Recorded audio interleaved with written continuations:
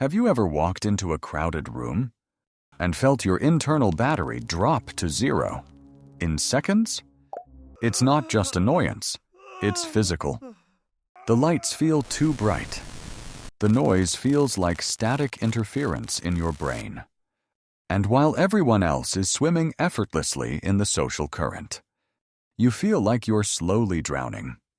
If you've ever wondered why you can't just act normal, like everyone else, I have the answer. You fit into one of 5 psychological archetypes, and knowing which one changes everything. People love to label this. They call you shy, sensitive, or tell you to just loosen up. But psychology suggests something far more interesting is happening. You aren't broken.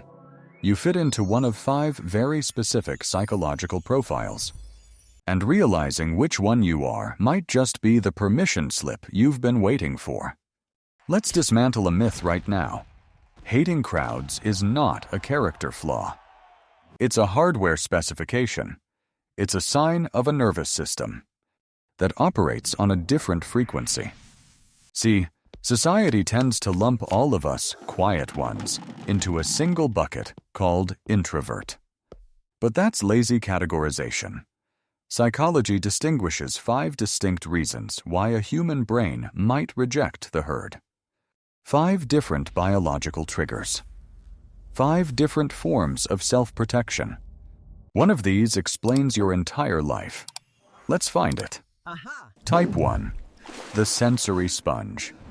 If this is you, your brain lacks the standard spam filter that most people have.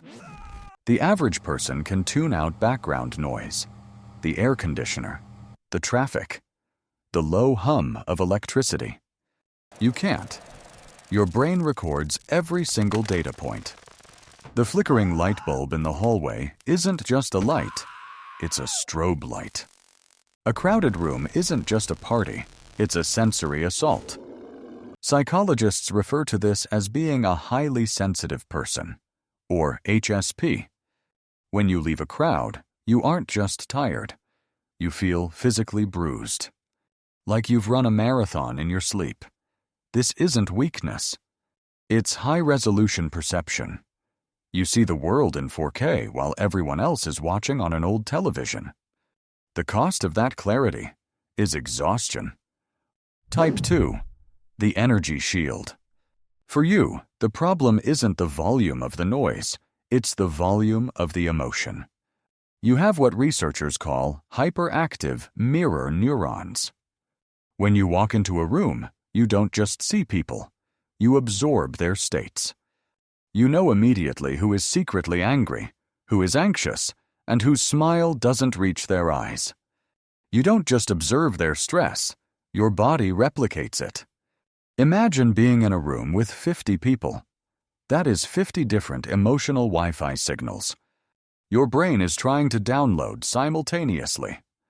No wonder you want to leave. You aren't antisocial.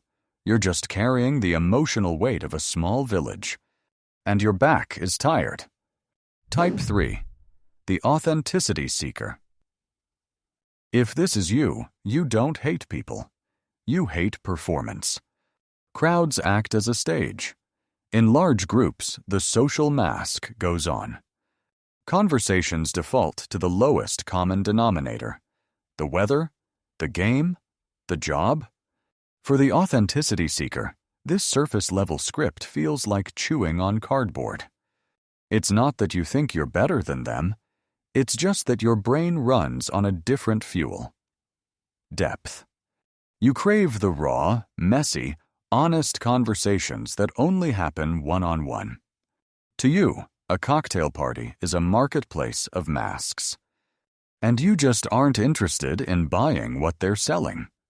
You aren't picky.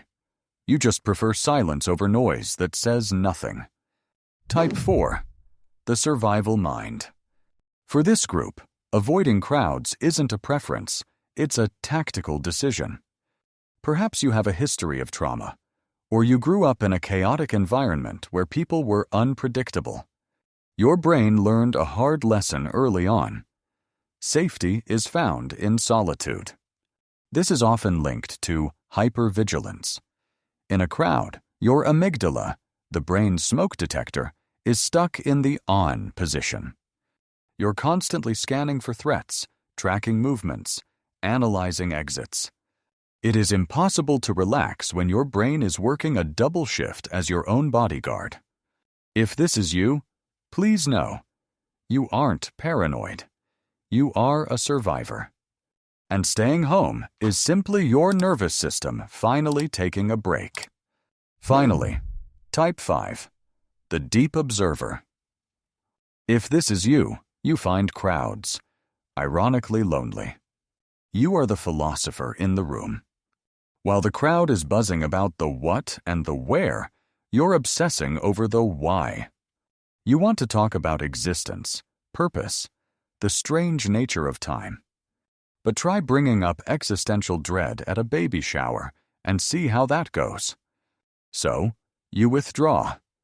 Not because you hate humanity, but because you need space to think, to process, to let your ideas breathe without being suffocated by small talk. You aren't running away from the world. You are retreating to your laboratory. Here is the biological reality behind all of this. When an extrovert enters a busy party, their brain releases dopamine. It's a reward. The chaos feeds them. But your brain? It likely releases cortisol, the stress hormone. While their biology screams, "This is fun," your biology screams, "This is a threat." You are not being difficult. You are fighting your own chemistry. Society tries to tell you to push through it. But you cannot mindset your way out of your own biology any more than a fish can mindset its way into breathing air. If you identified with any of these 5, listen closely. The modern world is designed for the loud. It rewards the fast, the charismatic, the ones who can shout over the noise. But there is nothing wrong with a system that prefers efficiency over chaos. You have the courage to slow down in a world that is addicted to speed. You understand that silence isn't empty. It's full of answers. You aren't missing out on the party. You're simply attending a different one taking place inside your own mind, where the company is better and the music isn't so loud. Now, we all have to attend the occasional wedding or office party. When you do, don't just survive. Strategize. First, give yourself a time cap. Treat your social energy like a bank account. Don't go into overdraft. Second, find the sanctuary. Every venue has a quiet spot. A balcony, a hallway, even the bathroom. Find it early. That is your charging station. And third, if you're the sensory sponge, noise-canceling headphones are not rude. They are medical equipment. Use them. So, I'm curious. Which one are you?